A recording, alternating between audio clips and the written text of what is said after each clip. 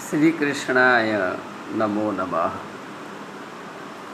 मैं अब आप लोगों के सामने विश्व विश्रुत सबसे बड़ा काव्य, सबसे बड़ा ग्रंथ, सबसे बड़ा आध्यात्मिक ज्ञान का निचोड़ श्रीमद् भगवत गीता के 9वें अध्याय का अंतर्गत 14 श्लोक सामान्य रूप में प्रस्तुत करना चाहता हूँ, जिसमें भक्त का स्वभाव किस प्रकार होना चाहिए भगवान ने बतलाया है। बहुत सारे लोग होते हैं जिनके मन में भक्ति भाव नहीं होता है, वे दुखी हो जाते हैं। जहाँ भाव है, जहाँ भक्ति है, वहाँ परमात्मा परमेश्वर है। जैसे कि आप लोगों ने देखा होगा, जहाँ वृक्ष है नीचे छाया है। यदि मन में भक्ति भाव नहीं होगा तो परमात्मा कैसे प्राप्त होंगे? यह व्यावहारिक सत्य है, सभी जानते हैं। इसी संदर्भ में एक श्लोक सामान्य रूप में प्रस्तुत करने जा रहा हूँ। सततं कीर्तयन्तो मां यतन्तश्च दृढव्रताः नमस्यन्तश्च मां भक्त्या नित्ययुक्ताः उपासते।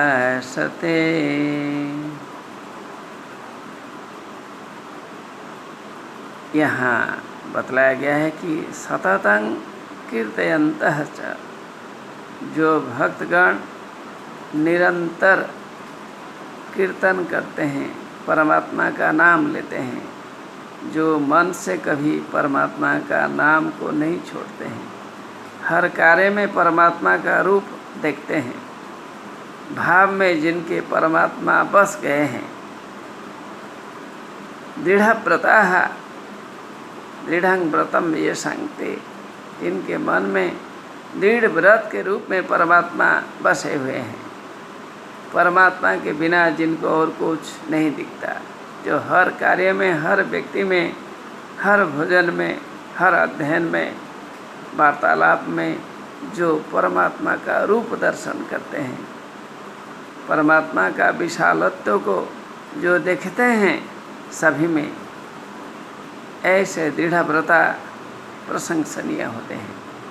और कई लोग होते हैं यतन्तश्च भक्त्या, कोई भक्ति पूर्वक भगवान का नाम लेते हैं, भगवान का गुण गाते हैं, भगवान के लिए जीते होते हैं, ये भी महात्मा होते हैं, जिन्होंने भगवान के अनेक गुणों को समझ लिया है। जो भगवान के गुणों के अनुसार कार्य करते हैं, वे महात्मा अवश्य है, पुण्यात्मा अवश्य है, धर्मात्मा अवश्य है। इन्हें परमात्मा अवश्य प्राप्त होंगे।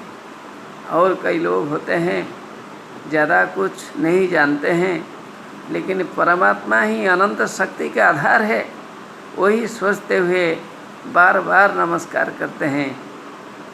परमात्मा के प्रति जो भक्ति भाव में डूबे हुए हैं, मग्न हुए हैं, जो बार बार नमस्कार करते हैं, वे भी महान होते हैं। नमस्यन्तश्च। और कई लोग होते हैं जो अपने विचार में भगवान का नाम रखते हुए, अपने को पुण्य कार्य में लगाते हुए, नियुक्त करते हुए, योग इत्यादि उपासना इत्यादियों में जो अपने को शामिल रखते हैं, व्यस्त रखते हैं,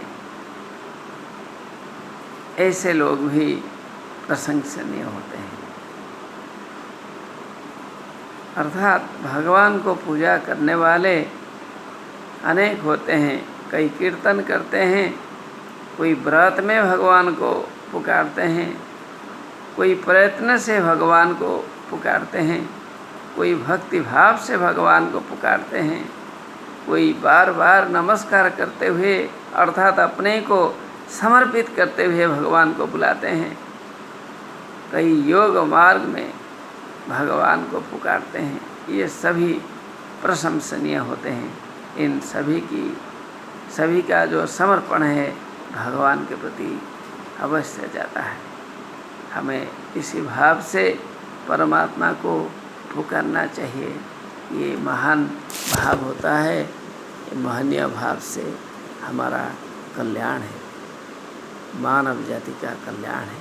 सभी इसी भाव से अध्यात्म भाव से अपने को उत्सर्गीकृत करें, यही कामना श्री कृष्ण ने सबके प्रति रखी है। नमो नमः।